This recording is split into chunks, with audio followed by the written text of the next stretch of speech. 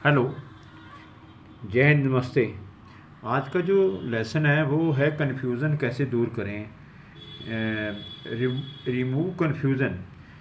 आप आपने देखा जब हम बैंक में होते हैं चेक भरने लगते हैं तो हमें कुछ शब्द जो होते हैं, जो फिगर हैं, वो हमें कन्फ्यूज़ पैदा करते हैं, जो इंग्लिश के वर्ड हैं। जैसे अभी 30, ये मान के चलो कि ये 30, अभी हमने अंग्रेजी में इसको 30 लिखना जानते हैं, लेकिन जब हमें 13 लिखना पड़ता है, 13, तब कंफ्यूज होना शुरू हो जाता है ना। होता है ना। जब हमने 30 और 13 में फिर कंफ्यूज होने लगता है।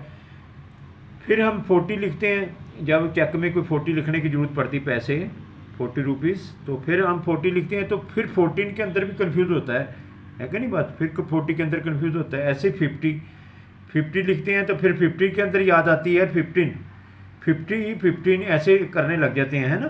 ये वो लोग होते हैं जो सीबीएसई सिलेबस से नहीं पढ़े होते, जो दूसरे, जो अपने देसी सिलेबस से पढ़ते हैं, जिसमें बाद में इंग्लिश बड़ी क्लासों में जाके लगती है, छठी क्लास से, उनको तो ज़्यादा प्रॉब्लम होती है ना।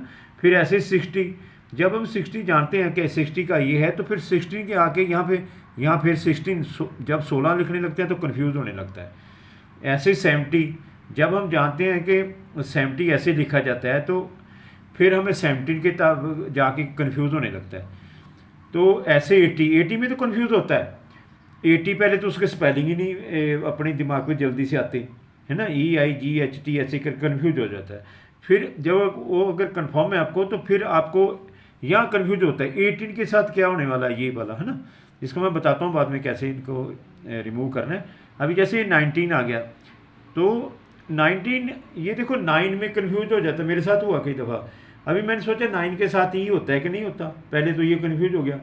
फिर 90, फिर 19, है ना। तो ये लफ्ज़ जब चेक भरते हैं तभी कंफ्यूज करते हैं, उससे पहले क्यों नहीं कंफ्यूज करते ये लोग। इसलिए नहीं करते भाई, उधर हमारे ऊपर प्रेशर रहता है, तो भी कोई चेक गलत ना हो जाए, तो और ज़्यादा कन्फ्यूजन बढ़ जाता है, क्योंकि कन्फर्मेशन कम होती है। तो ये जो सीबीएसई के इंग्लिश स्कूल के बच्चे होते हैं ना, इनको क्या होता है कि मोस्टली लिखते रहते हैं अपनी सारी कहानी, तो इसके लिए इनको, ये मैं हटाता हूँ अभी, थोड़ा मैं आपको बताता हूँ इसका रिमूव कैसे करना है। मैं थोड़ा इसको हटा दूँ थोड़ा पहले, तो ये हट गया अभी देखो।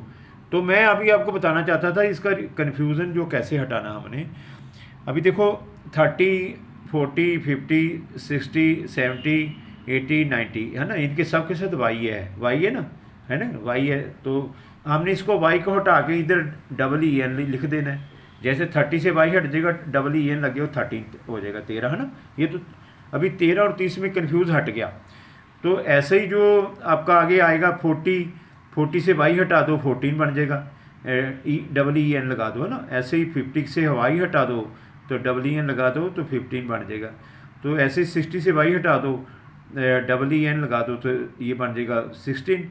ऐसे ही 70 से आप वाई हटा दो, तो EN लगा दो, तो 17 हो जाएगा। ऐसे ही 80 से वाई हटा दो, 18 EN लगा दो, तो 18 हो जाएगा। ऐसे 90 से वाई हटा दो, तो EN लगा दो, तो 90 हो जाएगा।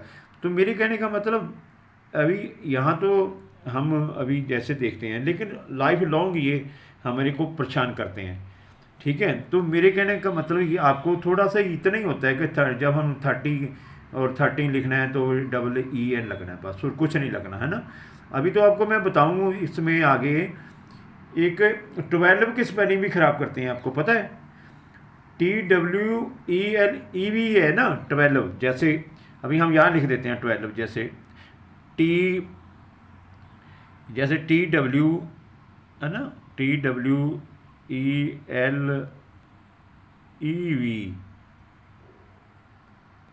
ये 12 है ना, मेरे को भी नहीं पता। हाँ, TWELEV है ना 12, तो ये भी ख़राब करता है वहाँ पे बैंक में, है ना। चलो 11 का तो ELEVEN लिख देते हैं। 11 भी कंफ्यूज करता है, 11 भी कंफ्यूज करता है। अभी मेरे को देखो, अभी आप पढ़ाते पढ़ाते 11 के स्पेलिंग फिर कंफ्यूज हो गई, है ना, 12 की कंफ्यूज हो गई थी। तो मेरे कहने का मतलब, ये जो कन्फ्यूज़न है ना, ये बड़ा ज़रूरी है। कई दफ़ा हमारा चेक की वजह से, गलत लिखने चेक बार बार हमारा चेक ख़राब होता रहता है। तो मैं इसलिए इस चीज़ को आज ये वीडियो बनाया था कि सोचा यार मुझे मेरी 65 साल की उम्र होगी, मुझे परेशान किया है इन्होंने, किया है इसने, तो दूसरों को भी तो परेशान करते ही होंगे ना, ये चीज़ है ना।